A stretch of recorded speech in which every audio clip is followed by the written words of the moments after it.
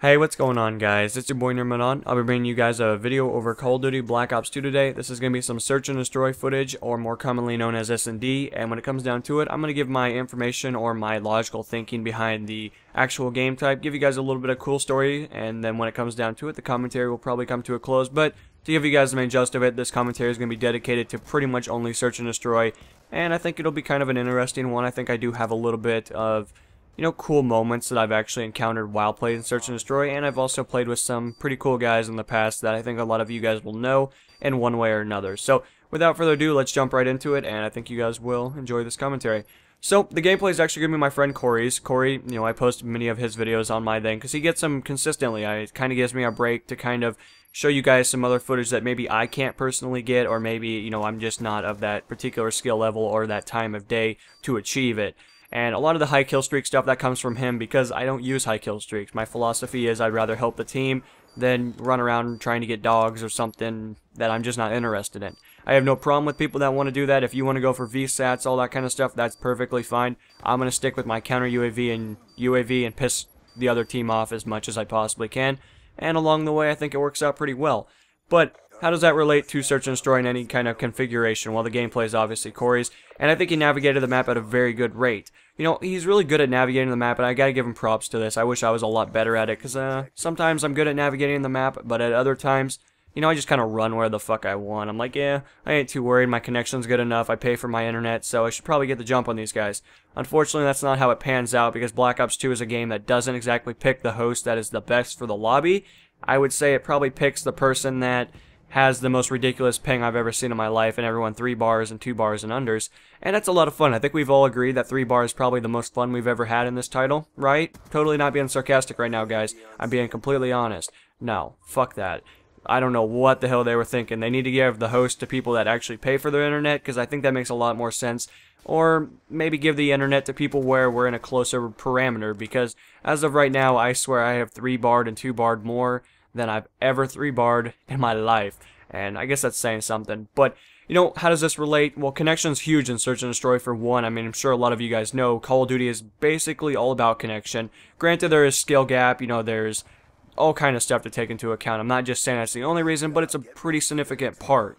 And navigating the map also comes into play. But anyway, I just really want to jump into the cool stories, I guess you could say. But back in the day, I used to play Search and Destroy. I've always been a closet player of the S&D kind of type. I've never really came out and been like, yep, I love Search and Destroy. And I'm sure a lot of you guys could probably see why that combines, 1 and 1 equals 2. I'm sure a lot of you guys could be like, hey, well, you played SOCOM, you play Search and Destroy and Call of Duty together, that would probably be a pretty good match. And I would say that's kind of correct. I mean, SOCOM is definitely one of those games that I've put a lot of time into. I invested more time in SOCOM than I did in Battlefield, and I have like 30 days in Battlefield.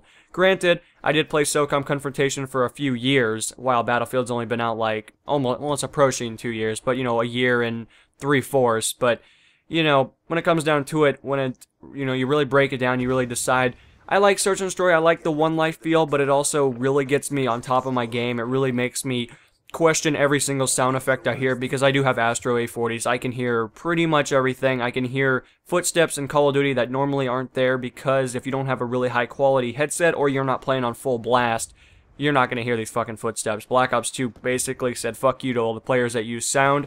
We don't like you, and we want you to play the game in a weird way that's only visuals. And I guess that's just how reality works. But Search and Destroy is all about communication. It's one of those game types that if you don't use communication, you don't talk with your teammates, you don't coordinate, you don't do any of that, your rate at, doing well is far lower than it should be.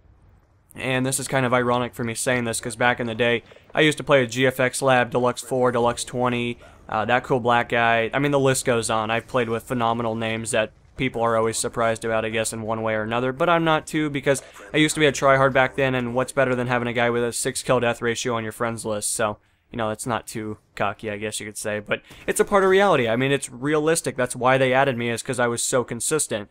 And it's ironic to the point where back in, Modern Warfare 2 and those kind of days, I used to be a huge advocate of ninja defusing. I used to do it all the time. I used to actually be one of those tools that would have, like, on their bio, I would write how many ninja defuses I had, and I used to get them, like, day in, day out, and I used to play with them, and they used to just, like, squeal and have a great time. It was the most fun I've ever had playing Search.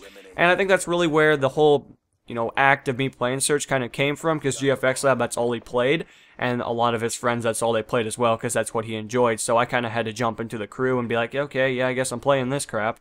And needless to say the least, I've always enjoyed it. I think it's a great, game type. I think it really adds a different perspective to Call of Duty that I don't think we're used to, considering that kill streaks are not as prevalent. Everything in Search and Destroy is usually, of the support kill streaks, like UAV, counter UAV, hunter killer, stuff like that.